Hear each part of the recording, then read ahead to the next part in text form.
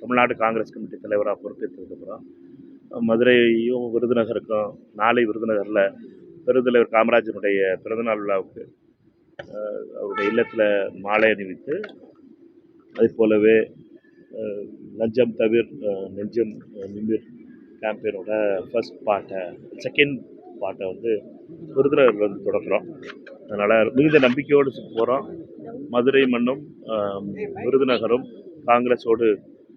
காங்கிரஸோடு எப்பொழுதுமே எங்களுடைய மிகுந்த நெருக்கத்தோடு இருந்த மண். அதனால் மிகுந்த நம்பிக்கையோடும் மிகுந்த மகிழ்ச்சியோடும் சென்றேன். வந்தே பாரத் மாதரம் வந்து அரசு நிகழ்வுகள்ல கட்டாயம் பாடணும்னு சொல்லியிருக்காங்க. இந்த அறிவிப்பை காங்கிரஸ் ஏற்குதா இல்ல தமிழக அரசு ஏற்குது?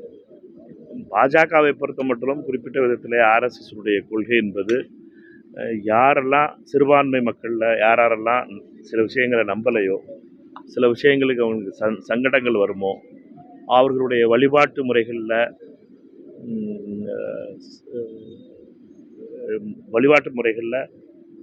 அவர்களை வந்து சங்கடப்படுத்தணுமோ, இது எல்லாத்தையும் பண்ணுறது தான் ஆர்எஸ்எஸ்.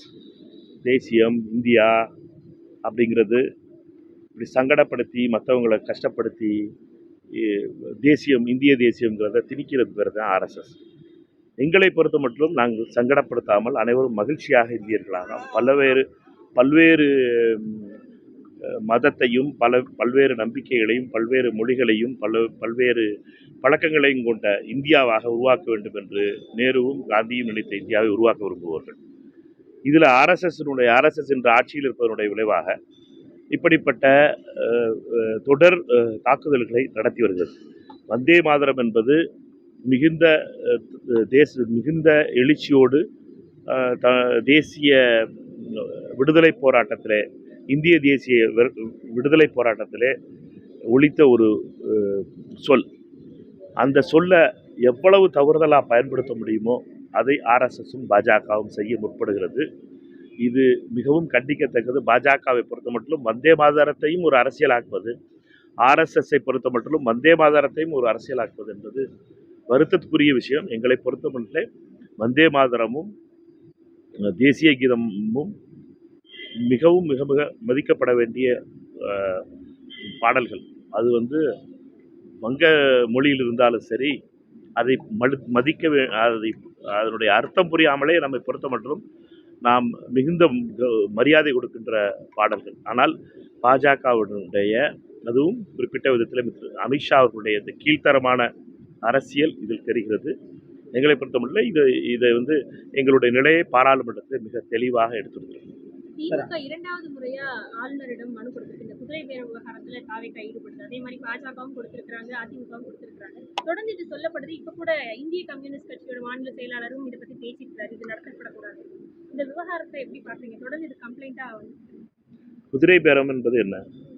ஆளுங்கட்சி ஒரு 234 சட்டமன்ற உறுப்பினர்களில் யாரையாவது ஒரு ஆளை பணம் கொடுத்து இல்லை பதவி கொடுக்குறோம்னு சொல்லி ஆசை காட்டி ஒரு கட்சியிலேருந்து இன்னொரு கட்சிக்கு சேர்க்குறது அப்படின்னு யாருக்கு சொல்லியிருந்தாலும் சரி, அவர்கள் புகார் போலீஸில் கொடுக்கணும்.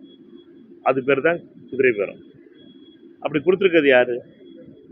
யாராவது கொடுத்துருக்காங்களான்னு கேட்டிங்கன்னா ஒரே ஒருத்தர் தான் கொடுத்துருக்காரு. அவர் யார் மேலே கொடுத்துருக்காருன்னு கேட்டிங்கன்னா இன்னொருத்தர் மேலே கொடுத்துருக்காரு. அது எந்த கட்சியை சார்ந்தவர்னா ஒரு விடை கிடைக்குது. அதனால் குதிரை பேரம்ங்கிற டெஃபினிஷனை முதல்ல தெரிஞ்சுக்கிட்டு மற்றதை பேசணும்னு நினைக்கிறேன். இவர்களை பொறுத்த மட்டும் இந்த 3 கட்சிகளுமே தொடர்ந்து ஆளுநருடைய டெல்லி விஜயத்துக்கு பின் அவர் வந்து அமித்ஷா அவர்களை சந்தித்து வந்ததற்கு பின்னாலேயே ஆளுநரை பொறுத்த மட்டும் தேவையில்லாத பிரச்சனைகளுக்கு, அதுவும் குறிப்பாக தமிழகத்திலே தேர்ந்தெடுக்கப்பட்ட ஒரு அரசு, நல்ல நிலையில் செயல்பட்டு கொண்டிருக்கின்ற அரசை தேவையில்லாமல் ஒரு சங்கடங்களை உருவாக்கி பிரச்சனைகளை கிளப்புவதற்காக அஜெண்டாவை வாங்கிட்டு வந்திருக்காருங்கிற சந்தேகம் வருது எனக்கு. எங்களை பொறுத்த மட்டும் இந்த தவறுதலான போக்கு என்பது கவர்னரை பொறுத்த மட்டும் தன்னுடைய அதிகாரங்களை மீறிய செயலாக செய்கிறார். உள்துறை அமைச்சர் திரு அமித்ஷா அவருடைய கட்டுப்பாட்டில் இருக்கின்ற கவர்னராக செயல்பட தொடங்கி இருக்கிறார். இது வருத்தமளிக்கிறது. கவர்னருடைய இந்த செயல்பாடுகள் தமிழக மக்களுக்கு எதிரான ஒரு செயலாகவே நான் பார்க்கிறேன். சார், அண்ணாமலை தன்னுடைய மேடை பேச்சு வந்து 2026 மாற்றம் மாதிரி 2031 மாற்றம் வரும், ஆட்சி பிடிக்கின்ற ஒரு நம்பிக்கை. நம்பிக்கையாக எல்லாரும் இருக்கணும். நம்பிக்கையோடு இருக்கிறது தான் ரொம்ப முக்கியமான விஷயம்.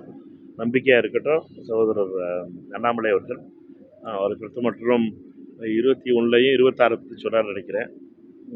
எந்த கட்சியோ ஆட்சிக்கு வரும்னு சொன்னார்னு நினைக்கிறேன். இப்போ அதனால் அவர் ஒவ்வொரு தடவையும் ஒவ்வொரு லட்சியங்களை வச்சுருக்காரு. 26ல் ஒரு லட்சியம் வச்சுருந்தாரு, 24ல் ஒரு லட்சியம் வச்சுருந்தாரு. அதனால் 31 லட்சியம் வச்சுருக்காரு. லட்சியம் இல்லாத வாழ்க்கை சரியில்லாது, லட்சியத்தோடு இருப்பது ஒரு முக்கியமானது. ஆனால் லட்சியத்தோடு சேர்ந்து கன்சிஸ்டன்சி இருக்கணும். திடீர்னு மாறிக்கிறாம ஹெட்லைன் கிராப் பண்ணுறக்கா மட்டும் பேசக்கூடாதுன்னு நினைக்கிறேன். சரியா? அது தவறான செய்தின்னு நான் இடதுசாரி நண்பர்கள்ட்ட பேசினேன். தவறாக ரிப்போர்ட் ஆகிருக்குன்னு மட்டும் சொன்னாங்க.